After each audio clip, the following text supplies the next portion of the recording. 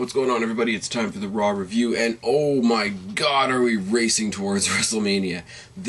Everybody's saying, it's going to be better than 19, better than 17, better than whatever you think the most loaded WrestleMania was. A lot of people are saying 20, even though I don't even put that in the top 5.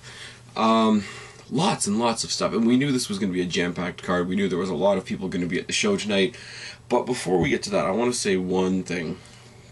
The last video I did on here was a little fun, a little therapy for me, talking about my favorite wrestler in the world, John Cena. I've gotten more response on that video in the past 3 days than I've gotten for any other video I have done on this channel, which is almost 2 years old. Now, granted, it's because a lot of people apparently like hearing me rant, which is the pattern that I've noticed these days. Also, it's because of what I don't want to admit. It's, my opinion of John Cena hasn't changed, but it is one of the most debated things in wrestling right now. So, that being said, and you guys know I start and finish every video with let's start the conversation and keep it going. Thank you to everybody that commented on the video, that, bashed me, some of you, that agreed with me, high-fived me. I've gotten invitations to do collaborations with other people based on that video. Whether you shit in my face or turned around and handed me a towel to wipe the shit off my face, I thank you for the feedback. I thank you for joining the conversation, and for those of you that actually got into it with each other on that particular video, and I was just watching some of the conversation that spurred from that. That was amazing. So, I don't know. The reaction for that video was amazing. So everybody that's subscribed to me, everybody that maybe isn't subscribed to me but got past the video from a friend, hey, look at this guy losing his fucking mind about John Cena, and, decided to leave a comment, whatever. Thank you to all of you, whether you loved it or whether you hated it. It was great. Sadly, nothing else pisses me off as much as John Cena, so I don't know when you're going to get the next video of that caliber from me. I mean, granted, with everything that's going on Raw tonight, there's going to be another Roadsides episode very, very soon. I may or may not be collaborating with other people. As soon as I can get with my buddy John, we're going to try to crank out another episode of the Grappler's Grab Bag, hopefully with less editing issues, and thank you to all the people that let me know about those. But enough about that. This is the March 5th Raw Super Show review, which starts with Shawn Michaels, who came out and talked about the last time he was on Raw, and how he poked and prodded and teased and, poked the lion, so to speak, trying to get Triple H to accept the match with The Undertaker, and he didn't. In Shawn Michaels' words, he was an oak. He stood. He didn't give in to anything, and then he replayed the video of Undertaker taunting Triple H, and the one thing that got Triple H to accept the challenge was that he said he wasn't better than Shawn Michaels, and Shawn Michaels, nobody oozes sarcasm as much as Shawn Michaels, and does it as well as Shawn Michaels. You can say The Rock, you can say, CM Punk, you can say Jericho, nobody does sarcasm like Shawn Michaels, and it's great. And then he got pissed and whatever. As he starts getting pissed, the two chants in this crowd that I loved, one was Triple Threat. People were chanting Triple Threat, and I'm thinking, are they going to do it or are they not going to do it? And then you just flat out got the chant that Shawn is better. And, you can see it hit Triple H, which was interesting as well. Shawn Michaels is getting pissed, and Triple H says, you know why I accepted it? Because people talk behind your back. You left on a down note. You left on your back. You couldn't get the job done. I hate to see you, leaving the WWE as a loser, so I'm going to do this for both of us. And Shawn Michaels, in turn, talks about last year when he said that Triple H couldn't win, and he was proven right, and he said how much it hurt him as a friend for Triple H to lose and for him to be proven right, and he says, I think I'm going to be proven right again this year, and he takes half a step out of the ring, steps back in, and says, because I'm going to be the special referee, and just leaves. So CM Punk, with all due respect, that's how you drop a pipe bomb, for sure. Jesus Christ, is there not another dimension let onto this match now? Now, we've taken a match that was already spectacular. You guys heard me say it before. It's a 5-point star. You know, Triple H, Undertaker, WrestleMania, The Cell, The Streak. Well, now it's a 6-pointed star with Mr. WrestleMania as the referee. Oh, yes. My thought on this is that it's going to be the first WrestleMania in a while where Steve Austin hasn't special refereed something. So give him a year off. That's cool. Put Shawn Michaels back in there. You're never going to hear me complain about that. What you will hear me complain about, U.S. Championship. And this is pretty much the only point of the night that made me roll. Actually, that's not true. It's one of the only moments of the night that actually made me roll my eyes a lot. The majority of the show is awesome, and that's why this sticks out so much. U.S. title, Santino Marella versus Jack Swagger, who's obviously got Vicky Guerrero and Dolph Ziggler in tow. Soon after they are both announced into the ring, John Laurinaitis and David Otunga are at ringside, which they shouldn't be because Teddy Long is running Raw tonight, if I didn't already mention that. Quick on their heels, you know, you've got Teddy Long, Oksana, and for some reason, Kofi Kingston. They're all at ringside, this and that. You know, Long and Laurinaitis are going face-to-face. Or Otunga, and Ziggler are trying to interfere in the match. Oksana fights with Vicky, which is hilarious. Swagger gets Santino in the toe hold at one point, and Santino counters it into a roll-up, and much to my chagrin, I have to announce that our new U.S. champion is Santino Marella. Yep. The one match where I may have actually been pulling for Jack Swagger, Santino Marella is the new U.S. champion. Oh, dear Lord. Thoughts on this, you know, Otunga, Ziggler, Swagger, all possible components of the John Laurinaitis team going into Mania. Santino Marella, Kofi Kingston, maybe Zack Ryder, etc. components of the Teddy Long team. I'm speculating at this point, but it looks like that's where they're going. Long and Laurinaitis themselves are funny off of each other, but the entourage they bring with them, it just makes for such a clusterfuck. I have to laugh, or else I'm going to hit my head on my desk. Let's just put it that way. John Laurinaitis tries to overturn the decision, and Long has him ejected from the building, and then Santino does the trumpet, which is bizarre enough, but then Kofi Kingston and Teddy Long and Oksana all start doing the trumpet, and it's ridiculous. The Rock was back on Raw tonight doing the Rock history lessons because we are in John Cena's hometown of Boston, Mass.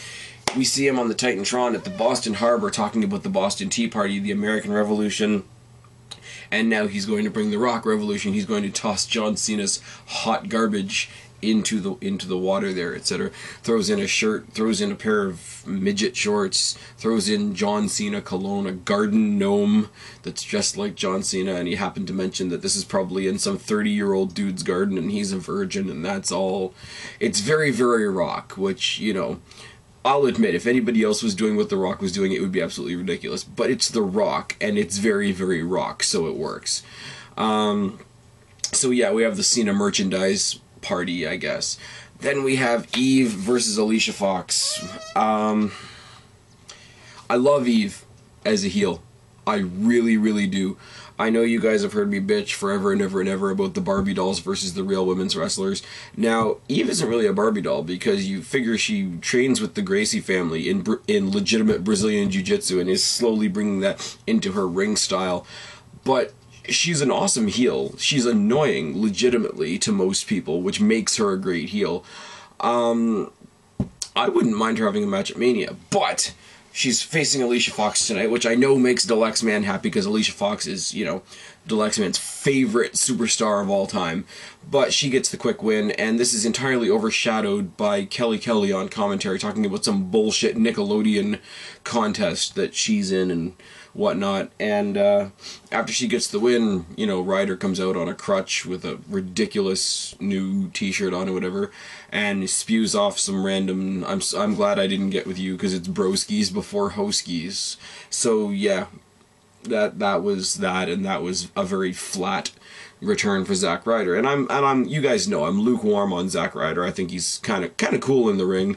His character kind of goes up and down, and this was definitely, you know, like I say, a lukewarm night for that. We get a pre-recorded video package from John Cena sitting in the empty arena talking about, I have to win this match. This match is everything. This match is everything. I have to win this match because if I don't win this match, I have nothing. And da-da-da-da. And I'm going to leave that for now. I am, because I have a lot more to say about that in the score, fail, and MVP, so I'm going to leave it for now. The next match we have is what I've dubbed sort of the internet dream match of the night. Punk and Sheamus versus Jericho and Bryan. A great preview of Punk versus Y2J. A great preview of Sheamus versus Bryan. Sheamus looks beast in this match because all the other guys in the ring are smaller than him, and you got 3 technical wrestlers and 1 power player, and he's going to stand out, and good for him, and he's the Royal Rumble winner, so he should be standing out, and that's great. The one thing in this match is Sheamus takes an awkward looking little bump off the side turnbuckle closest to the hard camera, and then from there takes a dirty looking boot, or dirty looking double boot from Daniel Bryan. So that was a I don't know if it was supposed to be, but it was a very messy looking, very almost legit looking spot there, which was nice. Walls of Jericho is countered by Punk into a pin, but that is countered into a pin for Jericho, so Jericho and Bryan win the match. I have no problem with this. The heels building steam before WrestleMania. The faces are eventually going to win. Da-da-da-da-da. Awesome, awesome match. Rock's history lesson number 2, talking at the statue of Paul Revere, talking about the people are coming, and if he had a time machine, the people would have been happy to see The Rock, and The Rock would have gotten more action than the horse, which was kind of awkward because The Rock said he's part black, or sorry, 25% black, 25% Samoan, and 50% stallion, or something to that effect, which was very, very, again, very Rock. It's, you know, all the ladies are lining up to the people's strudel and all that sort of fun stuff from The Rock. Miz and the Big Show. Oh my good lord. What are they doing to my buddy The Miz? Miz versus Big Show doesn't even start when Cody Rhodes comes out and says, you know, another Big Show embarrassing WrestleMania moment. You didn't even have a match at WrestleMania 18. You were stuck at the WWE restaurant doing what you do best, eating. And they show another video, da-da-da-da-da. He gets pissed off, spears Miz almost in half, and gets the win in no short order. No big story there. History lesson number 4 at the Boston Common, talking about the Battle of Independence and comparing it to the battle between Rock and Cena, and The Rock is going to rise above because he's a great, powerful American man and all that sort of, you know, all that stuff that we already know. Truth versus Kane is a very, very short match. It wasn't a squash. R-Truth did get some offense in, more than I thought he would, to be fair.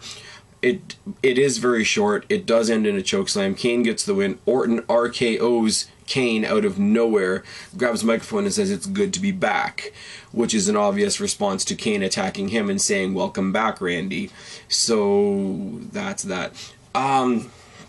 We have Cena come out for his promo at the end of the night, and here is where I'm going to shock the fuck out of a lot of people that saw the last video that I did. Cena was alright tonight. In the ring. In the ring, he was all right. He came out there and he talked about how he staggered The Rock last week, even though we know that was all staged. But he brought it up, and he brought it up well. He used The Rock's insults against him. Say, yes, I am this, I am this, I am this, I am this, I am everything that you said that I am. And I still managed to stagger you last week. And that was great. And that was wonderful. And he starts talking about what version of The Rock are we going to get tonight? Are we going to get the movie star? Are we going to get Dwayne Johnson? Are we going to get The Rock, the guy that I need to face at WrestleMania, this and that? Or are we going to get this guy that's only ever done... the best thing he's done in the past little while has been pre-recorded. Now that was the only problem in this that was the only problem in this entire promo, because it was in fact John Cena tonight who had given us the pre-recorded promo in the empty arena. So hypocrisy is running wild, and that brought Cena's promo just down a little bit. But I will say, to the people that tell me that I'm way too hard on Cena, and that I didn't appreciate what he did last week or the week before, I didn't, because they weren't that great. This was better. This had my attention. I was entertained. I was entertained with how he, took the stuff that The Rock had said, used it on himself, and then reflected it back on The Rock. I thought it was great. Rock came out and said, point blank, I'm going to look you in the eye and I'm going to tell you what I see. I see fear. I see fear because I'm a man and you're a boy. I see fear because I'm going to beat you at WrestleMania and take everything that you've worked so hard for. I see fear because if I want to, I can strip away all the glitz and glamour of Hollywood. I can strip away WrestleMania. I can strip away all the hype. I can strip away all the catchphrases and the hashtags, and I can still look at you man to man and rip your throat out. And the last thing he says is, you're not going to be able to change any of this because you'll always be a little boy and you'll always be The Rock's bitch. That was as intense as we've seen The Rock so far in this feud. So yes, I'm going to say it carefully. Cena was good. Rock was better. Because Cena is the one that stood there, stammered, waited till The Rock got out of the ring to finish talking his trash, and I don't even remember, to be perfectly honest, what he said after that. I'll be honest, because the last thing I remember is Rock being right in his face, and the fact that I think he's a little bit taller and a little bit broader made the picture more effective. Literally, on my TV screen, made it better. Camera work in WWE is awesome, we know this. Okay, scores, fails, and MVPs before I completely fall asleep and lose my voice.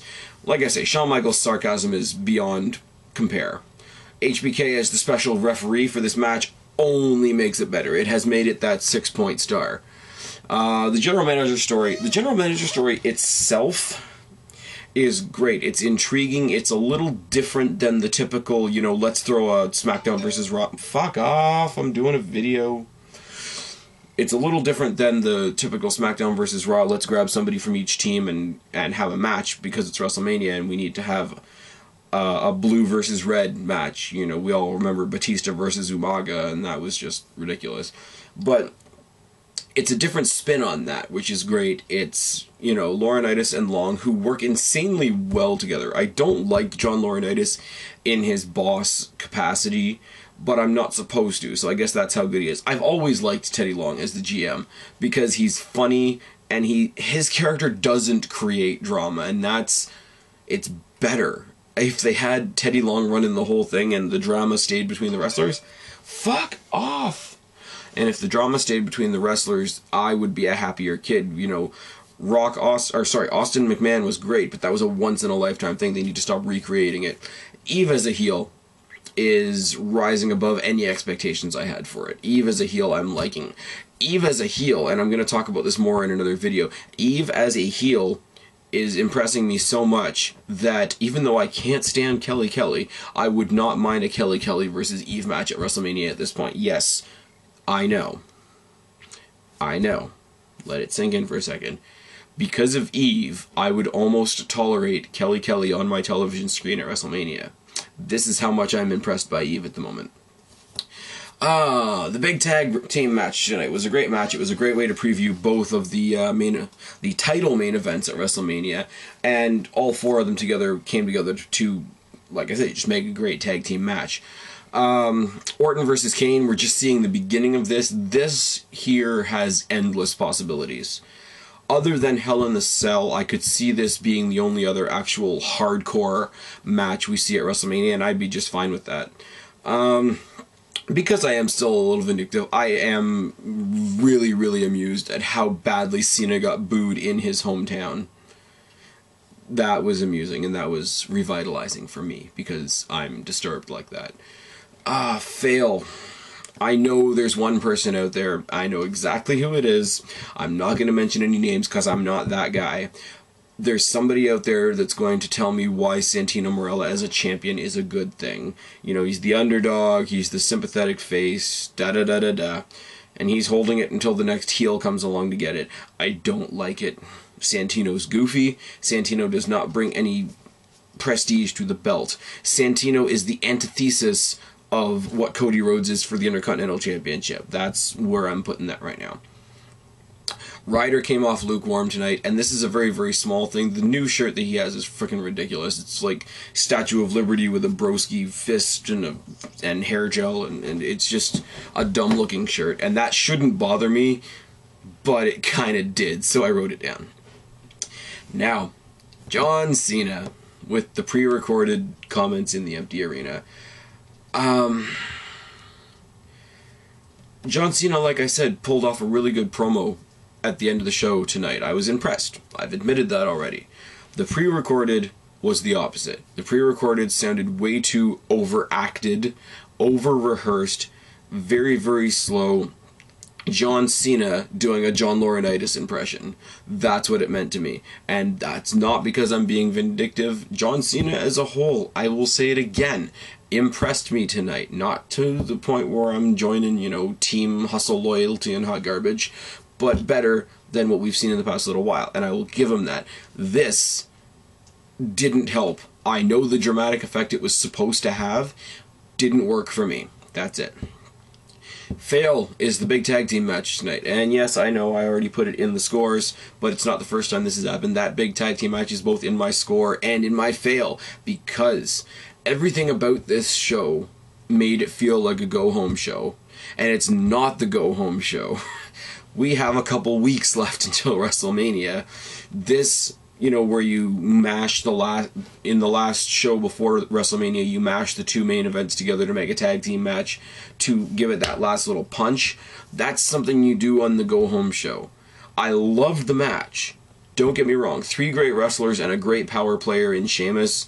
Great match. I will take it again and again and again from now until Mania if that's what they want to do. I think they popped it out a little early is my only problem.